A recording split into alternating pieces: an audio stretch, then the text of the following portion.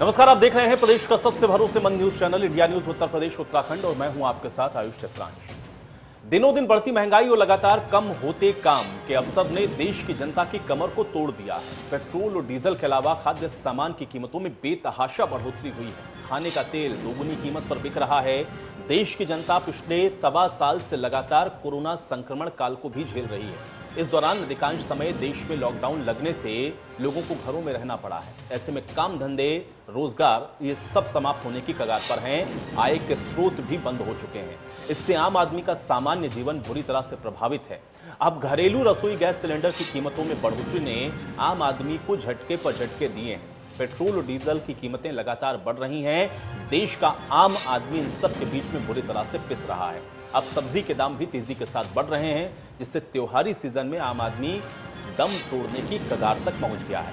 तो बड़ी बहस में आज इसी मुद्दे पर बात होगी कि आखिर बेलगाम होती महंगाई पर कंट्रोल कैसे होगा और ये कंट्रोल क्यों नहीं हो पा रहा।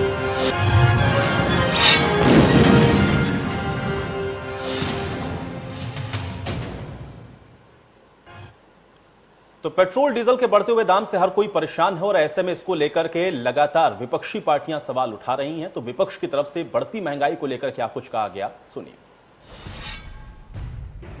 देश में पेट्रोल और डीजल के दाम आसमान छू रहे हैं। कच्चे तेल के भाव अंतर्राष्ट्रीय मार्केट में कम होने के बावजूद हमारे देश में महंगा डीजल और पेट्रोल बेचा जा रहा है। यह जन विरोधी नीति है सरकार की। इससे महंगाई निरंतर बढ़ती चली जा रही है और आम जनमानस के हाथों से सुविधाएं दूर होती चली जा रही हैं। देखिए, ऐसा है कि किसानों के उत्पाद में 1.5 गुना वृद्धि होने के कारण भी जो मूलभूत अनाज हैं जिनका एमएसपी बढ़ा है, उसके कारण भी थोड़ी महंगाई बढ़ी है और हम किसानों के सशक्तिकरण के लिए लगे हुए हैं और जो कारण है उनका शीघ्र ही नियंत्रण होगा और मैं समझता हूं कि थोड़े समय की बात है। हम एक बेहतर शासन देने के साथ उस समस्या के समाधान के लिए भी तत्पर हैं। तो वहीं हर दिन बढ़ते पेट्रोल के दाम से आम आदमी बुरी तरह से परेशान है। सैकड़ा पार कर चुके पेट्रोल के दाम कम होने की उम्मीद भी कम है। इंडिया न्यूज संवाददाता रविंद्र सिंह ने मथुरा में पेट्रोल और डीजल की बढ़ती हुई कीमतों को लेकर के जायजा लिया है, देखिए। अगर आप दिल्ली एनसीआर में रहते हैं और डेली 400-500 रुपए कमाते हैं तो अब कहीं ना कहीं सब्जी खरीदना है तो आपको बड़ी ही मुश्किलों में पड़ सकता है, क्योंकि जो सब्जी की कीमतें हैं वो आसमान छू रही हैं। हम इस वक्त ग्रेटर नोएडा के तुगलपुर एक सब्जी मंडी में मौजूद हूँ। यहाँ पर देखोगे तो कहीं ना कहीं लोग हैं वो सब्जी खरीदने आ रहे हैं। हालांकि संख्या वो बेहद ही कम है, क्योंकि जो सब्जी की कीमतें हैं वो आसमान छू रही हैं। देखोगे कि टमाटर की बात करें वो भी लगभग 60 रुपए किलो है। ऐसे में हमारे साथ बात करें कुछ लोग। भैया, क्या खरीदने आए हो आप? सब्जी लेने आए भैया। सब्जी के दाम बढ़ रहे हैं तो इस पे आपको कोई जो बजट है काफी बिगड़ रहा होगा? बहुत ज़्यादा। अच्छा, तो कमाई दवाई कुछ है, बेरोजगारी ज़्यादा है और इस बीजेपी की सरकार के कारण सब कुछ हुआ है। जो महंगा हुआ है बीजेपी सरकार के कारण हुआ है। तो अभी आप क्या खरीदने आए हो? अभी सब्जी लेने आए थे। कौन सी सब्जी? टमाटर, प्याज बता रहे हैं 80 रुपये के जी, टमाटर बता रहे हैं 60 रुपये के जी। बताओ 10-20 रुपए के जी मिलता था, ये सारा कुछ अब 80 रुपए के जी प्याज मिल रही है। बताओ जी बिल्कुल, कहीं ना कहीं नाराजगी लोगों में भी, क्योंकि जो लगातार महंगाई है वो कहीं ना कहीं आसमान छू रही है। मैं दूसरी तरफ दिखाना चाहूँगा, ये परचूने की दुकान है जहाँ पर भी कहें अगर हम तेल की बात करें जो कि खाने की सब्जी में भी प्रयोग किया जाता है, वो भी है आसमान छू रहा है। ऐसे में देखोगे कि हम बात भी करेंगे आखिर जो तेल की कीमत कहें तो आखिर उन पर क्या कहना। भैया, क्या नाम है आपका? क्या नाम है आपका? संजय। संजय जी, क्या खरीदने आए हो आप? ये तो तेल खरीदने आए, चावल खरीदने आए, सब्जी खरीदने आए। तो महंगाई हुई है? बहुत महंगाई हुई है। तो क्या करते हो आप? मैं तो ये रोजी रोजगार करता हूँ। तो कितना कमा लेते हो? 200-250। तो ऐसे में आपका कैसे बजट बनता होगा? तो क्या करें, मजबूरी में अम्मा, आप क्या खरीदने आई हो? हम भी बाजार करे आइल बनी। महंगाई हुई है? हाँ, महंगाई तनी नहीं भइल बा। महंगाई तो भइल बा कि आदमी खइले भी न मर जाई। अच्छा, तो अभी आपने क्या क्या खरीदा? खरीदा है सब्जी, लौकी, आलू, टमाटर, प्याज। तो कितना महंगा मिला? 20 रुपया आलू मिला है, 20 रुपया लौकी मिला है। अगर प्याज की बात करें, प्याज 40 रुपया। और टमाटर? टमाटर भी 30 रुपया, 40 रुपया। और भी हमारे साथ थे कुछ दुकानदार भी है। भैया जिस तरह से बात करें, हालांकि अब ये जरूर है कि महंगाई है वो लगातार बढ़ती, जिसमें अगर बात करें जो हर रोज कहें जो दहाड़ी मजदूर होते हैं वो 300-400 रुपये कमाते, उनके लिए कहीं ना कहीं अब जो महंगाई है वो मुसीबत बन के आ रही है। अभी हम देखोगे तो हालांकि अभी जो सब्जी मंडी में मौजूद यहाँ पर भी लोगों की खरीदारी करने वालों की संख्या भी बेहद ही कम है। कहीं ना कहीं अब लगातार जो आसमान है वो सब्जियों के दाम है वो छू रहे हैं। कहीं ना कहीं अब लोगों को इसके महंगाई के चलते दिक्कतों का सामना जरूर करना पड़ रहा है। नोएडा से जद कुमार, इंडिया न्यूज। तो ग्रेटर नोएडा की आपने ये जो तस्वीरें हैं या वहां पर जो लोग हैं उनकी बातचीत को आपने सुना। हमारे सहयोगी पहुंचे थे मार्केट में और जहां पर उन्होंने लोगों से बात की। कमोबेश सभी की तरफ से इस बात को लेकर के चिंता जाहिर की गई। सबने इस बात को कहा कि ये जो महंगाई है लोगों की कमर तोड़ रही है, लोगों का बजट पहले से ही खराब है, बिगड़ा हुआ है। लगातार पेट्रोल डीजल के बढ़ते दाम और उसका असर हर एक चीज पर पड़ रहा है, क्योंकि अगर आप इसके सीधे कनेक्शन को समझें तो डीजल का दाम अगर बढ़ता है तो हर एक चीज पर उसका इंपैक्ट सीधा होता है। और यही वजह है कि सब्जियों से लेकर के सभी चीजों के दाम बढ़ते हुए आपको इस समय दिख रहे हैं। और अब जनता ये केवल जानने की कोशिश कर रही है कि आखिर ये बढ़ी हुई महंगाई से निजात मिलेगी तो कैसे। वहीं मथुरा का भी हाल आपको दिखाते हैं। हमारे सहयोगी रविंद्र ने मथुरा में भी पेट्रोल पंप पर जाकर जायजा लिया है, देखिए। महंगाई की मार दिन पर दिन लोगों पर बढ़ती जा रही है। जहां एक तरफ दाल से लेकर सब्जियां महंगी हो रही है तो वहीं पेट्रोल के रेट भी आसमान छू रहे हैं। इस समय जो पेट्रोल के रेट आप देख सकते हैं, यहाँ पर जो पेट्रोल के रेट है मथुरा में 99 रुपये 95 पैसे यहाँ पेट्रोल के रेट है, तो वहीं डीजल भी आसमान छू रहा है। लोग जिस तरह से महंगाई की मार झेल रहे हैं उससे साफ है कि कहीं ना कहीं जो सरकार है वो महंगाई के मुद्दे पर विफल ही होती नजर आई है। मेरे साथ कुछ लोग हैं, उनसे बात करते हैं। क्या नाम है आपका? ब्रजेश जी, जिस तरह से लगातार दाम है वो बढ़ते जा रहे हैं, क्या करेंगे? ये कहेंगे तो सरकार इसकी तरफ कुछ ध्यान नहीं कर रही, पब्लिक की जिंदगी नहीं है उनको। आम आदमी किस तरह से महंगाई की चपेट में आता है, सबकी तरफ से क्या कुछ परेशानी आपको होती है? पूरे परिवार में देखनी पड़ेगी। सब्जी भी महंगी है, सरसों का तेल महंगा है, हर चीज़ महंगी है, सरकार इसका ध्यान नहीं दे रही। पेट्रोल और डीजल मार दो। बिल्कुल है, जिस तरह से पेट्रोल और डीजल के दाम बढ़ रहे हैं तो लोगों की परेशानी है वो लगातार बढ़ती जा रही है। और लोग जी, क्या नाम है आपका? हम लोग जिस तरह से पेट्रोल के दाम आगे बढ़ रहे हैं, आप क्या कहेंगे इसको लेकर? हमारे पेट्रोल पे पैसे हैं, आने जाने की समस्या आ गई तो और परेशानी बढ़ती जा रही है। जाहिर सी बात है, जो दैनिक चीज़ों की ज़रूरत है उसके लिए लोग लगातार उन चीज़ों को खरीदते ही हैं, लेकिन कहीं ना कहीं महंगाई की जो मार है लोगों पे लगातार बढ़ती जा रही है। पेट्रोल के जिस तरह से दाम आसमान छू रहे हैं उससे जो सरकार है कहीं ना कहीं इस ओर देखना चाहिए। लोगों का मानना है कि जो पेट्रोल के दाम आसमान छू रहे हैं उस पर लोगों को सरकार को ध्यान देना चाहिए। Ravindra Singh, India news. देख रहे हैं आप मथुरा का भी हाल आपने देखा। पेट्रोल डीजल के जो दाम हैं वो लगातार बढ़ रहे हैं और कोई दिन ऐसा नहीं होता है जब पेट्रोल या डीजल के दाम में इजाफा ना हो रहा हो। लगातार पिछले 3 दिन से आप देख रहे हैं कि ये जो दाम है वो बढ़ते हुए नजर आ रहे हैं और उसके पहले भी लगातार ये दाम बढ़े हैं और नतीजा ये है कि पेट्रोल 100 को पार कर चुका है, डीजल भी 100 रुपये के आसपास पहुंच रहा है। और इसी का असर है कि चाहे खाद्य तेल की आप बात करें, सब्जियों की आप बात करें, दैनिक दिनचर्या में जो भी चीज़ें आप इस्तेमाल करते हैं, जिनको आप बाजार से खरीद कर ला रहे हैं, वो सब महंगा हो रहा है। और जैसा कि जिक्र हमने पहले भी किया कि कोरोना काल में चूंकि हर चीज़ प्रभावित हुई है, रोजी रोटी प्रभावित लोगों की हुई है, काम धंधे लोगों के ऊपर बुरा असर पड़ा है, लोगों की जो आय है वो घटी है, कुछ लोगों की आय के सोर्स बंद हो गए हैं। और ऐसे में अगर महंगाई उसमें तड़के का काम कर रही हो तो फिर समस्या यह है कि आखिर आम आदमी अपना जीवन यापन कैसे करे। और हर कोई उम्मीद की नज़र से अब सरकार की तरफ टकटकी लगाए बैठा है कि आखिर कैसे थोड़ी सी भी राहत महंगाई के मोर्चे पर आम आदमी को मिले। लेकिन फिलहाल वो मिलती हुई नजर नहीं आ रही, ना ही उसकी कोई उम्मीद दिख रही है कि आम आदमी को चाहे पेट्रोल डीजल के बढ़े दामों से राहत मिल जाए या बढ़ती महंगाई से राहत मिल जाए। इसमें अभी फिलहाल कोई गुंजाइश नजर आ नहीं रही।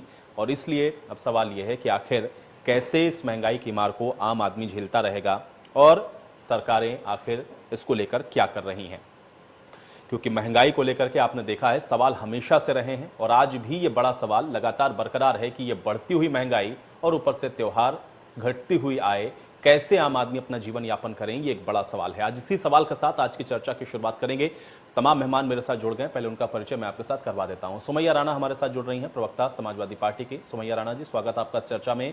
रविश चौधरी जी हमारे साथ जुड़ रहे हैं, आर्थिक विशेषज्ञ हैं। रविश चौधरी जी, आपका भी स्वागत है। दयाराम भार्गव हमारे साथ जुड़ रहे हैं, प्रवक्ता है एसबीएसपी के। दयाराम भार्गव जी, आपका भी स्वागत। डॉली शर्मा हमारे साथ जुड़ रही हैं, प्रवक्ता है कांग्रेस पार्टी की। डॉली शर्मा जी, स्वागत आपका। प्रीतपाल सिंह सलूजा हमारे साथ जुड़ रहे हैं, प्रवक्ता आम आदमी पार्टी के। प्रीतपाल सलूजा जी, आपका भी स्वागत।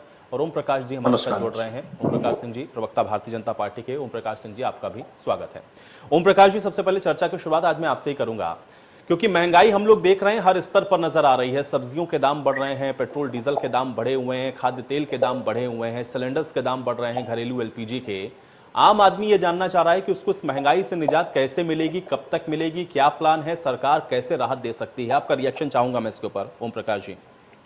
आज देखिए, महंगाई एक ऐसा विषय है जो हर सरकार के लिए चुनौती रही है, पूर्ववर्ती सरकारों के लिए भी रही है और हमारी सरकार के लिए भी चुनौती रही है। बहुत सी ऐसी चीजें हैं जो मार्केट में हमारी सरकार ने बहुत अच्छे तरीके से नियंत्रित किया है, उत्पादन बढ़ाया है, लेकिन कुछ चीजें ऐसी हैं जो वास्तव में उनकी कीमतें बढ़ी और उससे आम आदमी प्रभावित है। जैसा कि आपने संकेत किया, पेट्रोल डीजल के दाम बढ़े। पेट्रोल डीजल के दाम बढ़ने के जो 2-3 कारण सामने आए हैं, उसमें एक तो ये रहा कि कोरोना काल के दौरान जब जिससे कि पूरा विश्व प्रभावित रहा, उस समय तेल की सप्लाई कम हुई है, अब जाकर के तेल की सप्लाई बढ़ी है। दूसरे, कच्चे तेलों के दाम बैरल के हिसाब से भी कोरोना काल में बढ़े। दूसरी बात यह है कि पेट्रोल डीजल को अब हमारी सरकार उसको जीएसटी के दायरे में लाना चाहती है। इस संदर्भ में गत दिनों जो 45वीं जीएसटी काउंसिल की बैठक हुई थी, उसमें सरकार ने ये मंशा रखा था कि पेट्रोल और डीजल के दाम को नियंत्रित करने के लिए इसे जीएसटी के दायरे में लाया जाए, और यदि वो जीएसटी के दायरे में आता है तो 25 से 30% इसकी कीमत में गिरावट होगी, और इसके बाद देश के अंदर पेट्रोल का दाम जो है हमारे समझ से 75 रुपया और डीजल का दाम 68 रुपया होगा। लेकिन जो गैर भाजपा सरकार है उनका भी सहयोग जरूरी है, और दिल्ली, महाराष्ट्र, केरल, राजस्थान, इन पश्चिम बंगाल, इन प्रदेश की सरकारों ने हाथ खड़ा कर दिया और उन्होंने कहा कि कुछ ने तो कहा कि साहब अगर जीएसटी के दायरे के अंतर्गत लाया जाएगा तो मैं इसका विरोध करूंगा। कुछ ने, दिल्ली की वित्त मंत्री ने कहा, देखिए साहब ऐसा है कि आप इसको जीएसटी में लाए या न लाए, लेकिन वर्तमान में कोरोना काल में जब सबकी अर्थव्यवस्था गिरी है, अर्थव्यवस्था से प्रदेश भी प्रभावित है, केंद्र भी प्रभावित है, ऐसे में इसको न लाए। तो सरकार पूरा प्रयास कर रही है पेट्रोल डीजल के दामों में कमी करने के लिए, इसको जीएसटी के दायरे में लाने के लिए वो पूरी तरह से प्रयासरत है, और हम समझते हैं कि निकट भविष्य में इसके दाम कम हो। देखिए 2014 में जब केंद्र की सरकार आई, हमने बहुत सी जन कल्याणकारी योजनाएं चलाई और आम आदमी के खुशहाली के लिए हमने बहुत प्रयास किए, और उसका कारण रहा कि केंद्र सरकार की नीतियों को देश की जनता ने सराहा। और 2014 के बाद जब हम 2019 का चुनाव लड़े तो लोगों ने प्रधानमंत्री नरेंद्र मोदी पर विश्वास जताते हुए, केंद्र सरकार की योजनाओं को सराहते हुए पिछली बार से भी भारी बहुमत से हमारी सरकार बनाया। उसके पीछे कारण ये है, दाम बढ़े घटे हम उसको नियंत्रित करने का प्रयास कर रहे हैं। हम जनता के साथ सच्चे मन से, ईमानदारी के साथ है। ठीक है, मैं ये नहीं कहना चाहता कि पूर्ववर्ती सरकारों की देन है, पूर्ववर्ती सरकारों की गलत नीतियों का देन है। सुमैया राणा जी, देश के अंदर महंगाई ठीक है, बढ़ी। अब मैं एक रिएक्शन सुमैया राणा जी से लेता हूँ। सुमैया राणा जी, अब इस बहस में क्योंकि त्योहार और महंगाई दोनों हैं, तो मैं अब इस शेर के साथ अपनी बात शुरू करूंगी कि ए खाके वतन हम तुझसे शर्मिंदा बहुत हैं, त्योहार के मौसम में, महंगाई के मौसम में ये त्योहार पड़ा है, और इसकी पूरी जिम्मेदारी मौजूदा सरकार भारतीय जनता पार्टी के सर पे है। आप महंगाई के बारे में बता रहे थे कि जब 2019 में आए और 2018 में आए, आप कह के बहुत कुछ आए थे लेकिन आपने कुछ पूरा नहीं किया। एक मिसाल मैं आपको दूंगी यहाँ पे आपके चैनल के माध्यम से कि जिस वक्त में कोरोना काल में लोग मर रहे थे, जिस वक्त भूखे मर रहे थे, पहले लॉकडाउन में तो भूखे मरने की नौबत आ रही थी और दूसरे लॉकडाउन में सांसों की प्रॉब्लम आ गई थी, लेकिन उसके बावजूद भी हमारे प्रधानमंत्री जी नया संसद भवन बनवाने पे लगे हुए थे, उनके लिए हजारों करोड़ का नया जहाज तैयार हो रहा था, जनता भूखी मर रही थी, जनता बिना सांसों के दम तोड़ रही थी, लेकिन इनको अपनी लग्जरी सूझ रही थी। ये लोकतंत्र है इस देश में। प्रधानमंत्री कोई राजा या तानाशाह नहीं था जिसको अपनी लग्जरी देखनी थी, लेकिन जनता बेहाल बेदर्द पड़ी रही, लेकिन इनके ऊपर कोई असर नहीं पड़ा। और आज ये बता रहे हैं कि आने वाले वक्त में सब कुछ सही हो जाएगा। ऑब्वियसली सही हो जाएगा, सरकार बदलेगी, सब कुछ सही होगा, बेहतर होगा। लेकिन आप लोग बिल्कुल एक बेशर्मी का लबादा ओढ़े हुए ये सरकार, जिसके अंदर जर्रा बराबर भी एहसास नहीं है, और फिर बातें बड़ी बड़ी करते हैं। यही महंगाई जब 200 रुपए 250 रुपए सिलेंडर होता था, तो आप क्या कि एक महिला नेत्री जो टीवी अभिनेत्री भी हैं, और वो चूड़ियां तोड़ती थी, गैस सिलेंडर लेके सर पे निकलती थी, सब्जियां बेचती थी और पता नहीं क्या क्या करती थी। और आज इतनी महंगाई होने के बावजूद भी कोई दिखाई नहीं देता। आप लोग तो कातिल की तरफदार सरकार है ये। आप क्या बात करेंगे? जो एक मंत्री से इस्तीफा नहीं ले पा रहा हो, वो क्या इस जनता के बारे में सोचेगा? तो आप लोगों से तो मुझे अब बहस करने में भी शर्म आती है कि मैं किन लोगों के बारे में बात कर रही हूँ। इससे बेहतर है कि मैं एक पुतला बनाऊं मिट्टी का और उससे बात करूं, शायद उससे भी कोई सही जवाब मिल जाए। लेकिन आप लोगों के अंदर की इंसानियत मर चुकी है। आप आके तर्क वितर्क इतना बेहतरीन कर लेंगे बैठ के कि लगेगा कि बस पता नहीं आपने कितने बड़े तीर मार लिए देश के अंदर। लेकिन जो हाहाकार है वो हम देख रहे हैं, क्योंकि हम सड़कों पर हैं। ठीक है, डॉली शर्मा जी एक रिएक्शन आपका चाहूंगा।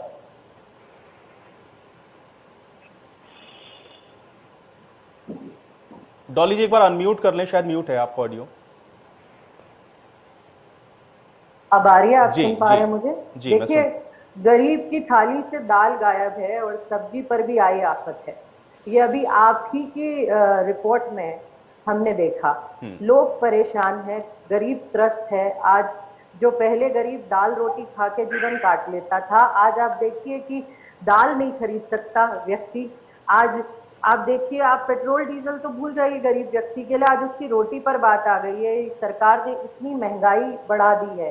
ये लोग तथ्य और बातें बड़ी बड़ी करते हैं, लेकिन जमीन पर ये लोग है नहीं। आम आदमी के दर्द से इन्हें फर्क नहीं पड़ता। पेट्रोल डीजल की कीमतें आसमान छू रही हैं, ऐतिहासिक ऊंचाई पर है पेट्रोल और डीजल की कीमतें। और डीजल का दाम बढ़ने से हर चीज, घर, आपका डीजल का दाम अगर बढ़ता है तो आपके घर का बजट बिगड़ता है। आज आप देखिए, घर तक बात आ गई है, चाहे रसोई गैस हो, चाहे तेल हो, चाहे आप लगा लीजिए दालें हो, चाहे सब्जी हो, हर चीज जिस हिसाब से महंगाई दिन पे दिन बढ़ रही है, भूखा मरने को व्यक्ति जो है आमादा है। बेचारे के पास नौकरी नहीं है, क्योंकि बेरोजगारी दर हमारे देश में सबसे ज्यादा है इस वक्त। लोगों को नौकरी देने की बजाय, लोगों को की बेरोजगारी कम करने की बजाय, महंगाई आप दिन बेरोजगारी बढ़ा रहे हैं। इधर बेरोजगारी बढ़ रही है और उधर महंगाई आसमान छू रही है। तो गरीब आदमी, देश की जनता करे तो करे क्या? जनता ने मोदी जी को चुना था कि बहुत हुई महंगाई की मार, अब की बार मोदी सरकार। अब कह के डायलॉग और भाषण तो बड़े लंबे लंबे दिए थे, लेकिन धरातल पर लोगों को क्या मिल रहा है ये आपकी रिपोर्ट ने बताया है। रोज जनता देख रही है। पूरे अक्टूबर में एक दिन छोड़कर ऐसा नहीं गया कि पेट्रोल डीजल के दाम बढ़े ना हो।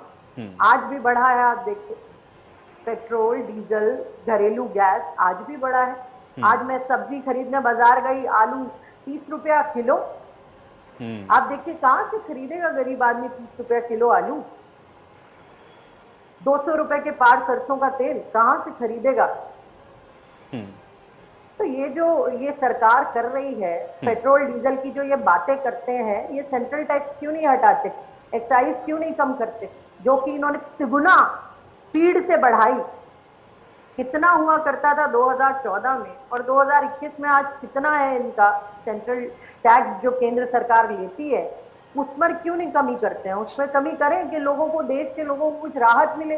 लेकिन वहां कोई करने का इनका मतलब नहीं है। इनको देश के लोगों की रीढ़ की हड्डी, कमर तोड़नी है, जनसंख्या कम करनी है इन लोगों को, और देश के लोगों को भूखा मार के। जिस तरीके से भारतीय जनता पार्टी काम कर रही है, गरीब विरोधी सरकार है। आज आगे आ रही है आवाज, आ रही है। चलिए, प्रीतपाल सिंह सलूजा जी, आपका भी रिएक्शन चाहूंगा मैं इस पर। देखिए श्रीमान जी, इस समय जो देश के अंदर महंगाई की स्थिति है वो बद से बदतर हो चुकी है। एक समय ऐसा था कि 80 से 100 रुपए जब किलो दिल्ली में प्याज बिका था, तब वहां की दिल्ली की भारतीय जनता पार्टी की सरकार चली गई थी। बाद में अटल बिहारी वाजपेयी की भी इसी महंगाई के कारण सरकार चली गई। आज स्थिति बद से बदतर होती चली जा रही है। हमारी माताएं जो बहनें घर चलाती हैं, जो गृहिणियां हैं, उनके ऊपर इस समय इतना बोझ आन पड़ा है। जो सरसों का तेल अभी पिछले 3 महीने 4 महीने पहले तक 100 रुपए 120 रुपए किलो लीटर बिक रहा था, आज वो 200 रुपए लीटर हो गया है। जो रिफाइंड उस समय 105 110 रुपए चल रहा था, वो 180 रुपए लीटर चला गया है। जो अरहर की दाल जो 90 से 100 रुपए 110 रुपए तक बिक रही थी, 140 से 160 रुपए किलो हो गई है। तुअर की दाल जो हर व्यक्ति नहीं खाता, बहुत उसको अच्छी नहीं लगती, मगर वो भी 90 रुपए किलो आज की डेट में बिक रही है। सब्जियों के दाम सर चढ़कर बोल रहे हैं। महंगाई बढ़ने का सबसे बड़ा कारण है डीजल और पेट्रोल के रेट बढ़ना। बार बार प्रधानमंत्री इस देश में आके कहते हैं कि हम लोग इसको जीएसटी के दायरे में लाने वाले हैं, कब लाएंगे ये पता नहीं है। वैट जब हुआ करता था, सबसे बड़ी समस्या देखिए क्या है, वैट जब हुआ करता था तब प्रदेशों को टैक्स लेने की पूरी छूट होती थी, आजादी होती थी, उसका अपना टैक्स होता था। जब से जीएसटी आई है, इसमें 50% जो सेंट्रल गवर्नमेंट का अर्जित हो गया, तो ये सारा बोझ पड़ किससे रहा है? आम जनता के ऊपर। आम जनता अगर पानी की बोतल भी एक लेती है ना, उससे भी अगर 6 रुपए टैक्स 3 रुपए टैक्स अगर राज्य गवर्नमेंट को दे रही होती है, तो सेंट्रल गवर्नमेंट को 3 रुपए टैक्स दे रही होती है। वो टैक्स वापिस नहीं आ रहा। जैसे कि अभी भारतीय जनता पार्टी के प्रवक्ता ने कहा कि दिल्ली के वित्त मंत्री मनीष सिसोदिया ने इसका विरोध किया। विरोध करने का सबसे बड़ा कारण क्या है? जब देश में जीएसटी लाई जा रही थी, तो ये कहा जा रहा था इससे समानता आएगी, महंगाई कम होगी, आतंकवादियों का जो लेन देन हो रहा वो कम होगा। कई चीजों पे इन्होंने इस बातों को कहा था, और ये कहा था कि अगर राज्य गवर्नमेंट को किसी प्रकार का घाटा होगा, तो सेंट्रल गवर्नमेंट जो है वो इस रेवेन्यू को आपको, चूंकि 50% रेवेन्यू सेंट्रल गवर्नमेंट लेती है, आपको देगी। आपको जान के बड़ा आश्चर्य होगा कि वैट आए तो आज 4 साल से लगभग होने वाले हैं, मगर आज तक किसी भी राज्य में सेंट्रल गवर्नमेंट ने जीएसटी के वो जो इनको देना था सहयोग, वो उन्होंने नहीं किया है। तो अगर आप एक जरिया किसी भी राज्य के लिए इस समय तेल, अल्कोहल, रियल एस्टेट, इसमें 3 से 4 प्रकार ऐसे हैं जिसमें अभी वैट ही चल रहा है, अभी जीएसटी नहीं लगी है। जो राज्य चल रही है, इन्हीं के बदौलत चल रहे हैं। सेंट्रल गवर्नमेंट अगर इसको लाना चाहती है जीएसटी, तो दिल्ली गवर्नमेंट पूरी तरह इसकी सराहना करती है, मगर उसके तरीके को भी आप ठीक करें। आप एक्साइज ड्यूटी नहीं बढ़ा दे रहे हैं, और आज जब आपका तेल जो है, कच्चा तेल अंतर्राष्ट्रीय बाजार में, जैसे भाजपा के प्रवक्ता कह रहे थे कि कोरोना काल में बहुत कच्चे तेलों के भाव बढ़ गए थे। जितने प्रवक्ता अभी चैनल पे बैठे हुए हैं मेरे बात से सहमत होंगे कि एक समय ऐसा आया था कोरोना काल में कि $- यानी एकदम फ्री में मिल रहा था, कोई लेने वाला नहीं था। आप कह रहे हैं कि कोरोना काल में रेट बढ़ा है। आज की डेट में $53 प्रति बैरल आज का जो रेट है। और सबसे बड़ी विडंबना है, नेपाल और भूटान को हम ही तेल देते हैं, कच्चा जो हमारे पास से तेल रिफाइनरी होके जाता है, वो हम आधे भाव में दे रहे हैं। वहां पे 52-53 रुपए पेट्रोल बिक रहा है, डीजल 37 रुपए 38 रुपए बिक रहा है। हम जो डीजल बेच रहे हैं 100 रुपए बेच रहे हैं, हम जो पेट्रोल बेच रहे हैं 104, 105, 107 रुपए बेच रहे हैं। तो ये गरीब की जो मार है, जो कमर तोड़ने का काम किया, जो महंगाई डायन है, इसके सबसे बड़ा अगर कोई इसको कह सकते हैं, इसको पैदा करने वाला, इसके पैदावार या भगवान कह दे, तो वो भारतीय जनता पार्टी। ठीक है, भारतीय जनता पार्टी वो गुलाम। चलिए, एक पॉलिटिकल रिएक्शन सबका हो जाए, फिर मैं इसको थोड़ा सा और समझूंगा, आर्थिक तौर पर भी इसको समझने की कोशिश करेंगे, क्योंकि विशेषज्ञ हमारे साथ मौजूद हैं। दयाराम भार्गव जी हमारे साथ इस बीच जुड़ चुके हैं। दयाराम भार्गव जी, आपका भी एक रिएक्शन चाहूंगा बढ़ती हुई महंगाई को लेकर। जी, सबसे पहले तो मैं संक्षिप्त में 1-2 शब्दों में कहना चाहूंगा, अहंकार में 3 गए, अहंकार में 3 गए, धन, वैभव और वंश। ना मानो तो देख लो रावण को वंश। ये केंद्र और प्रदेश की जो डबल इंजन की सरकार है, यही लोग जब विपक्ष में थे, ये बहुत लंबे लंबे अच्छे दिन के हमें सपने दिखाया करते थे।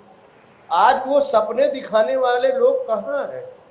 उनसे ये देश की जनता जो है जानना चाहती, प्रदेश की जनता जानना चाहती, वो सपने दिखाने वाले लोग कहाँ हैं? बहुत सारे लोग कहते थे बहुत हुई महंगाई की बार, अब की बार इनकी सरकार। अब इनकी सरकार आ गई तो आप देखिए, आज जिस आलू की कीमत 10 रुपए किलो हुआ करता था 2014 से पहले, तो इनको वो महंगा दिखता था। आज आलू जो है मार्केट में 18 रुपए, 19 रुपए, 26 रुपए किलो बिक रहा है। कहीं कहीं 28 रुपए किलो बिक रहा, 30 रुपए किलो बिक रहा है। आज इनको ये आलू महंगा नहीं दिख रहा, आलू सब्जियों का राजा होता है। आप देखिए गरीब के थाली में आलू ही आता है, आलू ही आता है, पनीर नहीं आता है, वहां पे मटर, सफल मटर नहीं आता है।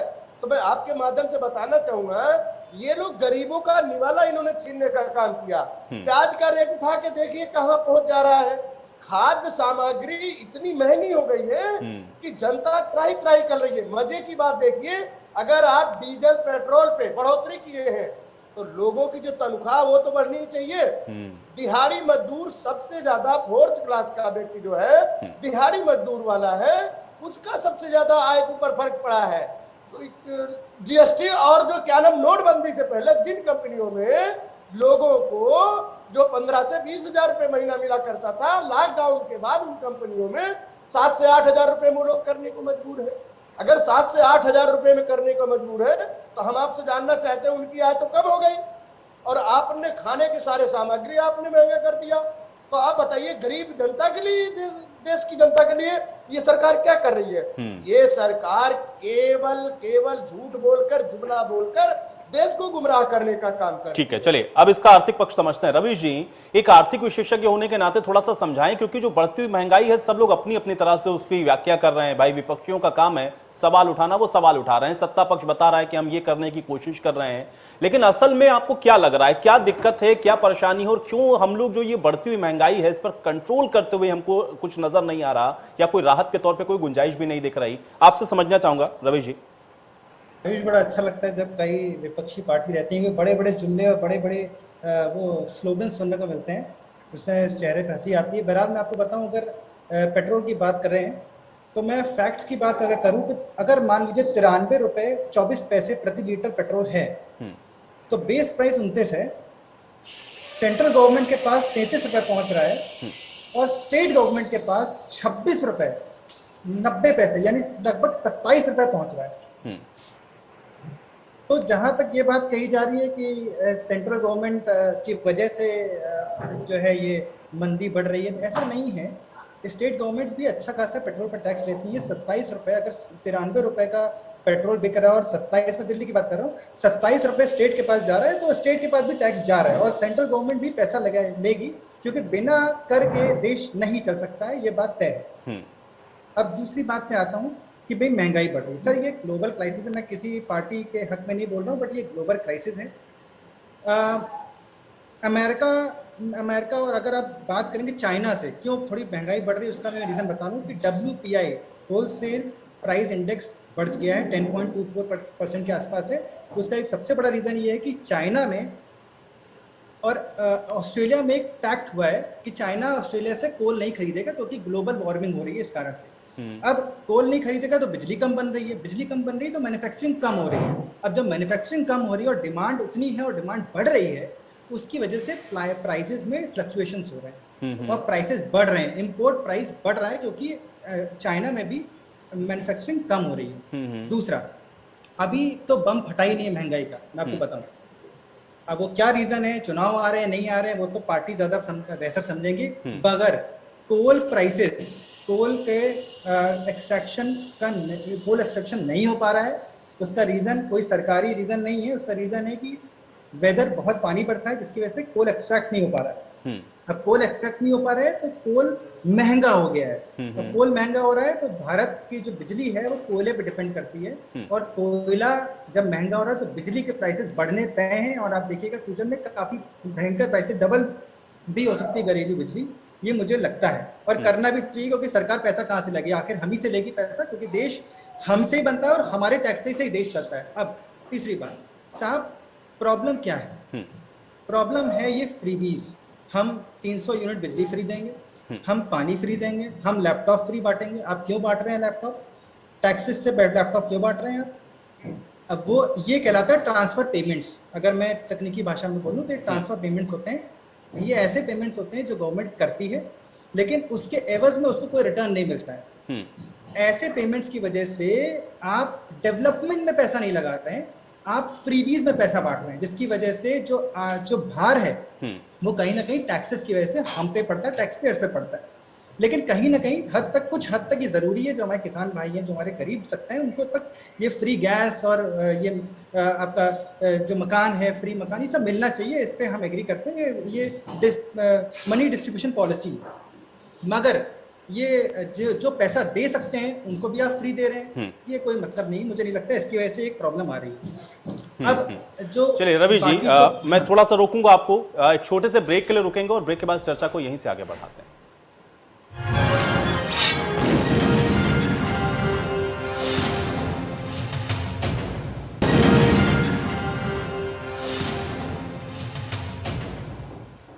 तो ब्रेक के बाद आप सभी का स्वागत है। आज बड़ी बहस में हम चर्चा कर रहे हैं बढ़ती हुई महंगाई की, क्योंकि आम आदमी इस समय बेहद परेशान है। लगातार हर एक चीज के जो दाम हैं वो बढ़ रहे हैं। खाने पीने से लेकर के दैनिक दिनचर्या की जितनी भी चीजें हैं, लगभग सभी में इजाफा देखने को मिल रहा है। और ऐसे में आम आदमी ये सोच रहा है कि आखिर उसको ये बढ़ती हुई महंगाई से निजात कैसे मिलेगी। क्या सरकारों के पास कोई प्लान है जिससे महंगाई से निजात आदमी को मिल सके? आज इसी पर हम लोग भी चर्चा कर रहे हैं। एक बार फिर से चर्चा में वापस लौटते हैं। सभी मेहमान मेरे साथ बने हुए हैं। रवि जी, इससे पहले कि मैं और पॉलिटिकल रिएक्शन लूं, आपसे मैं और थोड़ा सा जानना चाह रहा था, आपकी बात भी अधूरी रह गई थी, लेकिन एक सवाल और मैं उसमें जोड़ देता हूं कि क्या कोई फौरी तौर पर अभी इस स्थिति में नहीं है गवर्नमेंट, चाहे स्टेट या सेंटर की, कि कोई राहत के तौर पर कुछ मिल जाए आम आदमी को, क्योंकि बहुत परेशान है कोरोना की वजह से भी और तमाम चीजें इफेक्टेड है। रवि जी सर, सच कड़वा होता है, मगर बात ये सच्चाई है कि अभी इस महंगाई से आपको निजात नहीं मिलने वाली है, जो मुझे लगता है। दूसरा, अगर आप आरबीआई, सबसे महत्वपूर्ण और सबसे विकट स्थिति में इस समय आरबीआई है, क्योंकि आरबीआई को मॉनेटरी पॉलिसी डिसाइड करनी आज वैसे भी आई है और कुछ बदलाव नहीं किए हैं, तो बहुत ही स्ट्रिक्ट, बहुत ही स्ट्रिंजेंट, उनको बहुत ही प्रेशर पे काम करना पड़ रहा है। क्योंकि यूएस अगर अपने रेट इंक्रीज करता है, इंटरेस्ट रेट्स, और भारत में अगर इंटरेस्ट रेट इंक्रीज नहीं करता है, तो जो एफआईआई है वो अपना पैसा निकाल लेंगे, तो उसको यूएस पे रखने में ज़्यादा फायदा होगा।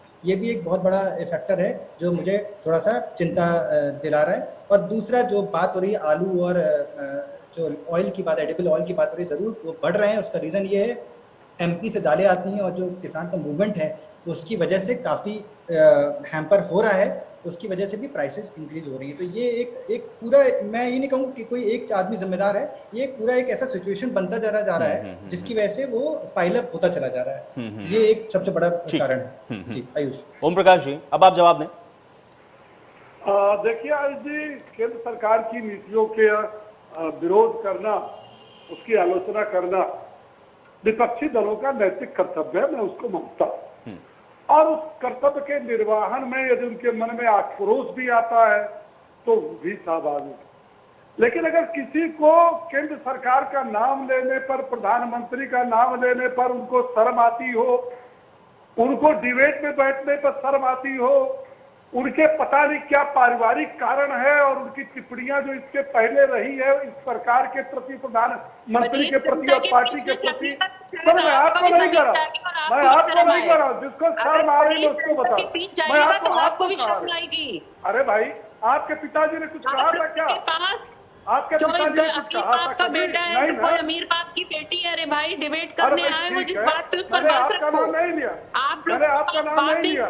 अगर आप निजी बातों पर जाते, आप जाके ना दौड़ा के मारे गए कहीं पे, अभी मारे गए आपकी पार्टी के लोग, उनको संभाल जाकर आप निजता पे मत जाइए। जो मारे जा रहे हैं ना दौड़ा के चौराहों पे, उनको बचाइए जाकर। आप एक महिला है और महिला के कारण मैं उतना तेज जवाब नहीं दे रहा हूँ। की बात करूँ, बिजली की बात करूँ, पूरा होता है और जनता उससे खुश है, उसके रिजल्ट सामने। लेकिन 15 लाख का चुनाव मोर करके निकल गए, कहीं पे दिखाई नहीं दिया। ये भारतवर्ष मर्यादाओं का देश है, ये संस्कृति का देश है, ये पाकिस्तान नहीं है, जो पूरी तरीके से मर चुका है भारतीय जनता पार्टी का। भारतवर्ष है और यहाँ मर्यादाओं का ध्यान दिया जाता है, यहाँ की संस्कृति और भाषा का ध्यान दिया जाता है। ये पाकिस्तान नहीं है। अरे आपका नाम फिर आगे, अरे ओम प्रकाश भाई शुरू हो गए। आपको हिंदुस्तान, पाकिस्तान के सिवा और कुछ आपको नजर नहीं आता है? अरे शर्म करिए, आप जैसे लोगों ने उत्तर प्रदेश को जला करके रख रखा। ओम प्रकाश भाई, कम से कम आपको इतनी भी संवेदना नहीं है किसानों के ऊपर केंद्रीय गृह मंत्री का बेटा गाड़ी चढ़ा देता है, उनके आप लोग शर्मसार नहीं होते हैं? बहन बेटियों की इज्जत जो है दिन दहाड़े लूटी जाती है, बलात्कार होता है, रात के 12 बजे जलाई जाती है, उसमें आपको शर्मसार होना चाहिए। आप हमेशा हिंदुस्तान पाकिस्तान की बात करते हैं, जब देखो जब आप क्या नाम यही लेके आते हैं। अरे आपके पास विकास के कोई मॉडल है? आप उत्तर प्रदेश को राम राज्य लाने वाले थे, आप तो रावण राज से बदल कर दिया उत्तर प्रदेश को। आए दिन लूट, हत्या, अपहरण, बलात्कार की जघन्य अपराध है उत्तर प्रदेश के 75 जिलों में व्याप्त है, 403 विधाओं में व्याप्त है, 18। चलिए दयाराम जी, अब वो पाकिस्तान की बात कर रहे थे और आप कहीं और भी पहुंच गए। ठीक है, मैं चाह रहा हूं कि आज महंगाई पर रहे, हम लोग इस पर लगातार चर्चा करते रहेंगे, लेकिन दयाराम भार्गव जी एक एक करके। अरे भाई ठीक है, देखिए अब समय की बर्बादी शुरू हो गई, अब समय की बर्बादी शुरू हो गई, अब समय की बर्बादी शुरू हो गई, अब कुछ नहीं हो रहा है, अब कुछ नहीं हो रहा है। दयाराम भार्गव जी, अब कुछ नहीं हो रहा है, सिर्फ समय की बर्बादी हो गई। दयाराम भार्गव जी, अब कुछ नहीं हो रहा, समय की बर्बादी शुरू हो गई। बोलने दे, एक एक करके सब बोले, मैं आपको भी समय दे रहा हूं, उतना ही समय उनको भी दे रहा हूं, सुने पहले आप। ठीक है, महंगाई पर रहे, भारत पाकिस्तान ना करें, महंगाई पर बताएं क्या प्लान है। ओम प्रकाश मैं आयुष जी ये कह रहा हूं कि इसका विरोध करना विपक्ष का फर्ज है, और जो हमारे अर्थशास्त्री भाई ने जो डिबेट में इसके कारण और उपाय बताए, ये भी आप सभी ने सुना। केंद्र सरकार कितना एक्साइज लेती है, राज्यों की सरकार कितना वैट लेती है। हम कहते हैं कि अगर इन सारे चीजों को मिला करके केंद्र सरकार जीएसटी के दायरे में लाना चाहती है, अगर देश की सभी सरकारें, चाहे वो भारतीय जनता पार्टी की सरकार हो, चाहे गैर भाजपाई सरकारें हो, सब मिलकर के इस मामले पर बैठकर विचार करें और इसको जीएसटी के दायरे में लाएं, तो आम आदमी को राहत मिलेगी। देखिए हमारी सरकार है, पहली सरकार है जो आम आदमी को राहत दी है, ये पहली सरकार है जो आम आदमी को छत दी है, ये पहली सरकार जो शौचालय दी है, ये पहली सरकार है जो बिजली दी है, ये पहली सरकार है जो स्वास्थ्य का बीमा दी है। उससे पहले देश तो अंधेरे में था, देश के हाथ में लालटेन थी, भारतीय जनता पार्टी ने बड़ा उद्धार कर दिया था। नरेंद्र मोदी जी भगवान के अवतार है, भगवान रामचंद्र जी के अवतार। आपने मुझे बोलने का मौका चाहिए, कृपया मुझे भी बोलने का मौका दिया जाए, बहुत भाषण दे रहे हैं। उत्तर प्रदेश में नदियों के किनारे जो मन करवाइए इनका, ये भारतीय जनता पार्टी के प्रवक्ता जो है बहुत भाषण देती है। उनसे ये पूछिए कि अभी कितनी एक्साइज ड्यूटी अभी तक इन्होंने चलिए एक एक करके और रिएक्शन ले लेते हैं। ठीक है, चलिए अब आप लोग फिर से वही बात शुरू हो गई, फिर से समय की बर्बादी शुरू हो गई। डॉली मुझे बोलने का मौका दिया, डॉली टुकड़े टुकड़े गैंग एक हो गई। ठीक है, भारतीय जनता पार्टी चलिए ओम प्रकाश जी, मुझे लग रहा था महंगाई पर कोई प्लान बता पाएंगे आप। अब टुकड़े टुकड़े गैंग, पाकिस्तान, हिंदुस्तान, भारत, ये सब शुरू हो गया, ये मुझे नहीं चाहिए। डॉली जी दयाराम भार्गव जी अब सुन ले और लोगों को बोलने का मौका दे दें। दयाराम भार्गव जी समय की बर्बादी करने से कुछ नहीं होगा, समय की बर्बादी करने से कुछ नहीं होगा, समय की बर्बादी करने से कुछ नहीं होगा। कि आप उन पर आरोप लगाएं, वो आप पर आरोप लगाएं, आप भारत पाकिस्तान करें, फिर आप कानून व्यवस्था का जिक्र शुरू कर दें और अलग अलग मुद्दों पर चले जाएं। आज महंगाई पर रहते हैं, महंगाई की चर्चा कर लेते हैं, महंगाई की चर्चा करने के लिए बैठे हैं। ठीक है, ओम प्रकाश जी अब शांत हो जाएं, डॉली जी को बोलने दें। ओम प्रकाश जी हो गया, ओम प्रकाश जी ठीक है, अब थोड़ा सा समय डॉली जी को। डॉली जी देखिए, जो अभी प्रवक्ता महोदय कह रहे थे भारतीय जनता पार्टी के, इन्होंने बहुत अच्छा स्वास्थ्य दिया कि नदियों में लाशें तैरी, इन्होंने बहुत गरीबों को राशन बांटा कि सड़कों पर गरीब वर्कर, गरीब लेबर लोग मारे गए सड़कों पर। आपने देखा होगा पेट में बच्चा लिए औरतों ने आत्महत्या कर ली क्योंकि अपने बच्चों को खिला नहीं पाए। बहुत अच्छा चित्रण। मर गए, लाशें बही, ऑक्सीजन के कारण सड़कों पर लोग मरे। अरे लाशों पर राजनीति आपकी पार्टी करती है, लाशों पर आपकी पार्टी राजनीति कर रही है। कोरोना हो क्या कोई भी हो, लाशों पर कांग्रेस पार्टी का राजनीति करने का 1945 से रहा है। कहा गया प्रॉपर्टी कर ली जाएगी।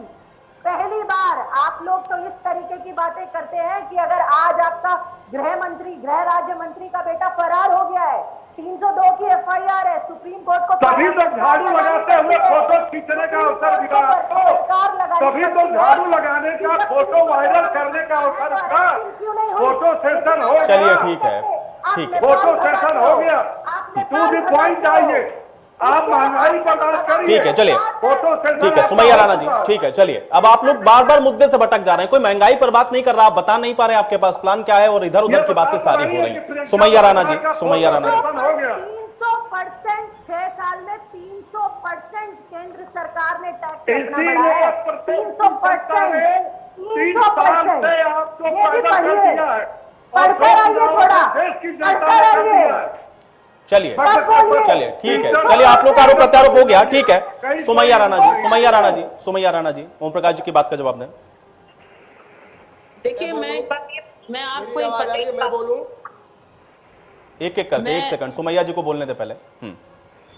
मैं ये कह रही हूँ कि एक बात समझ लीजिए कि अगर डिबेट को अच्छे से चलाना है तो अगर आप ये गाइडलाइन कर दीजिए कि कोई टॉपिक से भटकेगा नहीं, तो मेरे ख्याल से भारतीय जनता पार्टी का कोई प्रवक्ता नहीं छोड़ देगा, क्योंकि पाकिस्तान, तालिबान, अफगानिस्तान, इसके अलावा मुसलमान, इसके अलावा इनके पास कोई पक्की नहीं है तरकीब करने के लिए। चलिए ठीक है ओम प्रकाश जी, अब सुन लें भाई, ओम प्रकाश जी सुन लें, अब सुन लें ओम प्रकाश जी, समय की बर्बादी ना करें, समय की बर्बादी ना करें, कोई फायदा नहीं है इसका, कोई फायदा नहीं है। सुमैया राणा जी, सुमैया राणा जी, मैं सिर्फ ये कह रही हूँ कि जो ढोल पीटा जा रहा था सरकारों द्वारा पिछली, चाहे उत्तर प्रदेश में भारतीय जनता पार्टी हो, चाहे केंद्र में भारतीय जनता पार्टी हो, लोगों को बलगलाना, अभी हमारे ही पैनल में बैठे एक महाशय बोल रहे थे कि लैपटॉप बंटवाना फिजूल है, फ्री की बिजली देना फिजूल है।